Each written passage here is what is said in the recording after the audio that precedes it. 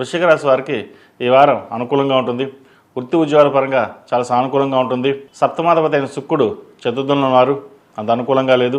అయితే రాష్ట్రాధిపతి షష్టమాధిపతి అయిన కుజుడు తృతీయంలో ఉన్నారు. సహోదరి సోదరుతోటి సఖ్యత పెరుగుతుంది. మీకు ఏదైనా కావాలి అంటే వాళ్ళు మీ ముందుండి సహాయ సహకారాలు అందించగలుగుతారు. ఆరోగ్యరీత్యా కొన్ని జాగ్రత్తలు తీసుకోవాలి. ద్వితీయ పంచమాధిపతి అయిన గురువు అష్టమంలో ఉన్నారు. అన్ని లాభసాటిగా ఉన్నాయి అని అనిపిస్తుంది. ఖర్చులు ఏమాత్రం తగ్గవు. ₹1కి ₹2 ఖచ్చితంగా ఖర్చు ఉంటుంది. అయితే వృత్తి ఉద్యోగాల్లో పేరు ప్రఖ్యాతల్లో ఎటువంటి లోటు ఉండదు. భాగస్వామ్య వ్యాపారాలు కలిసి వస్తాయి. భూ సంబంధించిన వ్యవహారాలు అదేవిధంగా సొంతంగా చేసే వ్యాపారాలు బాగా కలుసువర్ధనంగా ఉంటుంది. కొత్త వ్యాపారాన్ని ప్రారంభించాలని యోచన చేస్తారు. నలుగురిలోనూ పేరు ప్రఖ్యాతలు ఇచ్చుకోగలుగుతారు. ఏదైనా సరే డబ్బు ఇవ్వాలంటుంది, రేపు ఖర్చు అయిపోతుంది. కానీ స్థిరంగా ఉండేది పేరు ప్రఖ్యాతలు, దాని మీదే దృష్టి సారించాలనే భావన ఉంటుంది.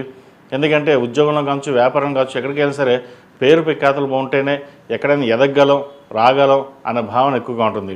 మనం ఈరోజు చేసే కష్టానికే రేపొద్దున భవిష్యత్తు, మన పిల్లల భవిష్యత్తు బాగుంటుందనే ఆలోచన చదువుతూ ముందుకు వెళ్తారు.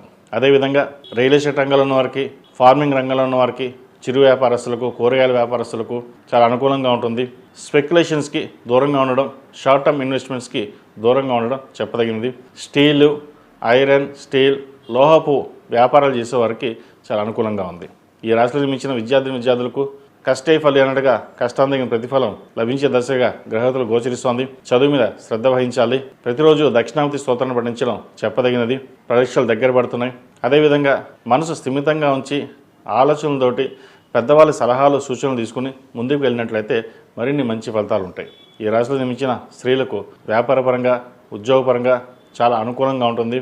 ముఖ్యంగా కొత్త వ్యాపారాలు ప్రారంభించాలన్న ఆలోచన ఏదైతుందో అది నెరవేరుతుంది. భవిష్యత్తు బాగుంటుంది. భవిష్యత్తు దృష్టిలో ఉంచుకుని మీరు చేసే ప్రయత్నాలు ఏవైతే ఉన్నాయో అవి కలుసుబాటుగా ఉంటాయి. ధనం కూడా ₹1 వచ్చినా ₹1 ఖర్చు అవుతుంది. అయితే వాటి మంచి ఖర్చుకే మీరు చేయగలుగుతారు. ఒక గృహం కానీ, ఫ్లాట్ కానీ, ఇండిపెండెంట్ హౌస్ కానీ కొనుగోలు చేస్తారు. ఎంతో కష్టపడి మన సొంత ఇల్లు కళ నెరవేరిందే అన్న భావన ఎక్కువగా ఉంటుంది.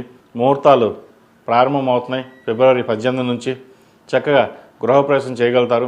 అందరితో కలిసి సంతోషంగా ఉండాలనే భావన ఏర్పడుతుంది. ఈ రాశివారు ప్రతిరోజు ప్రతినిత్యం సుబ్రహ్మణ్య స్వామి అష్టకం పఠించడం, సుబ్రహ్మణ్య స్వామికి అభిషేకాలు చేయించడం చెప్పదగిన సూచన. ఈ రాశిలో జన్మించిన వారికి కలిసి వచ్చే సంఖ్య 6, కలిసి వచ్చే రంగు మెరూన్. ఏదైనా పని మీద బయటకు వెళ్ళేటప్పుడు గురువారం కానీ, శనివారం కానీ వెళ్ళండి. మంచి ఫలితాలు సంప్రాప్తిస్తాయి.